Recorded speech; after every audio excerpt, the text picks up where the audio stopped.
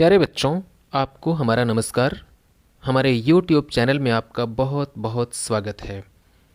जैसा कि आपको हम बता चुके हैं, अपने इस चैनल के माध्यम से हम यूपी बोर्ड की परीक्षाओं के लिए आपकी तैयारी करवा रहे हैं। इस कड़ी में आज हम आपके लिए लेकर आए हैं राष्ट्रकवि रामधारी सिंह दिनकर का जीवन परिचय। रामधारी सिंह दिनकर बहुमुखी प्रतिभा के धनी थे। हिंदी के गद्य और काव्य दोनों ही रूपों में आपने समान रूप से समान अधिकार के साथ रचना की है। इनकी ख्याति इनकी बेहतरीन कविता उर्वशी के लिए है। हिंदी में इनको साहित्य अकादमी पुरस्कार भी मिल चुका है। बच्चों, आपको मालूम है किस पुस्तक के लिए इनको साहित्य अकादमी से नवाजा गया था? इनकी एक किताब है संस्कृति के 4 अध्याय। इस किताब के लिए इनको साहित्य अकादमी पुरस्कार से नवाजा गया था। तो आइए आज हम लोग रामधारी सिंह दिनकर का जीवन परिचय देखते हैं। रामधारी सिंह दिनकर का जन्म 30 सितंबर 1908 ईस्वी को बिहार राज्य के मुंगेर जिले के सिमरिया ग्राम में एक साधारण किसान परिवार में हुआ था। BA की परीक्षा पास करने के पश्चात इन्होंने कुछ दिनों के लिए उच्च माध्यमिक विद्यालय में प्रधानाध्यापक का कार्य संभाला। उसके बाद ये सरकारी नौकरी में चले आए। इनकी सरकारी सेवा अवर निबंधक के रूप में प्रारंभ हुई। बाद में ये उप निदेशक प्रचार विभाग के पद पर स्वतंत्रता प्राप्ति के बाद तक कार्य करते रहे।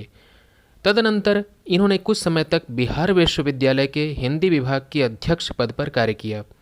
सन 1952 ईस्वी में ये भारतीय संसद के सदस्य मनोनीत हुए। कुछ समय ये भागलपुर विश्वविद्यालय के उपकुलपति भी रहे। उसके पश्चात भारत सरकार के गृह विभाग में हिंदी सलाहकार के रूप में एक लंबे अरसे तक हिंदी के संवर्धन एवं प्रचार प्रसार के लिए कार्यरत रहे। इन्हें ज्ञानपीठ पुरस्कार से भी सम्मानित किया गया। सन 1959 ईस्वी में भारत सरकार ने इन्हें पद्म भूषण से सम्मानित किया तथा सन 1962 ईस्वी में भागलपुर विश्वविद्यालय ने D.Litt की उपाधि प्रदान की। प्रतिनिधि लेखक व कवि के रूप में इन्होंने अनेक प्रतिनिधि मंडलों में रहकर विदेश यात्राएं की। दिनकर जी की असामयिक मृत्यु 24 अप्रैल 1974 ईस्वी को हो गई।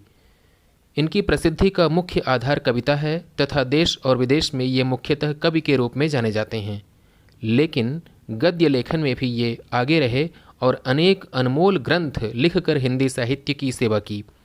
इसका ज्वलंत उदाहरण है संस्कृति के 4 अध्याय, जो साहित्य अकादमी से पुरस्कृत है। इसमें इन्होंने प्रधान रूप से शोध और अनुशीलन के आधार पर मानव सभ्यता के इतिहास को 4 मंजिलों में बांटकर अध्ययन किया है।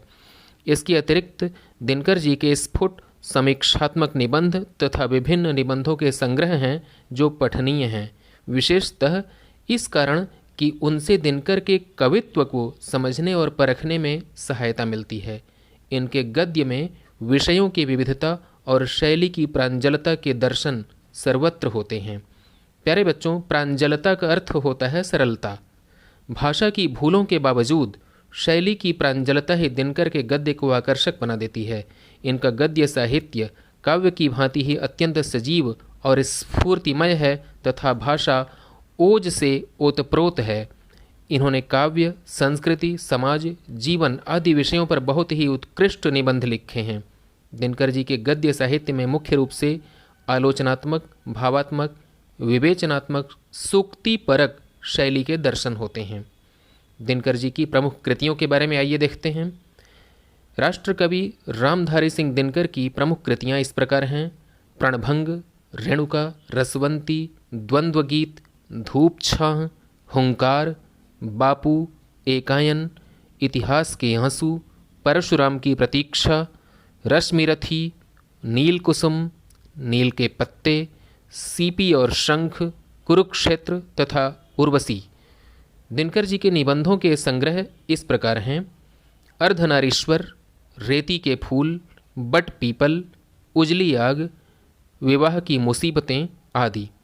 दार्शनिक और सांस्कृतिक कोटि के निबंध संग्रह इस प्रकार हैं: धर्म, भारतीय संस्कृति की एकता, संस्कृति के 4 अध्याय, आलोचना, मिट्टी की ओर, शुद्ध कविता की खोज, काव्य की भूमिका, पंत प्रसाद और मैथिली शरण आदि।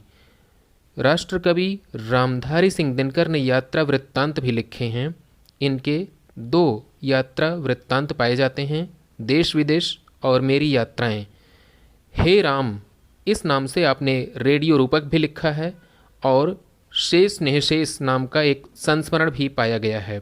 दिनकर जी की भाषा शुद्ध साहित्यिक खड़ी बोली है। इन्होंने तद्भव और देशज शब्दों तथा मुहावरों और लोकोक्तियों का भी सहज स्वाभाविक प्रयोग किया है। इनकी शैलियों में विवेचनात्मक, समीक्षात्मक, भावात्मक, सूक्तिपरक शैली प्रमुख रूप से दर्शनीय है। प्यारे बच्चों, ये था रामधारी सिंह दिनकर का जीवन परिचय। आपको कैसा लगा अपने कमेंट में हमको ज़रूर बताइएगा। अगले क्लास में आपसे फिर मुलाकात होगी। तब तक के लिए आज्ञा दीजिए। नमस्कार।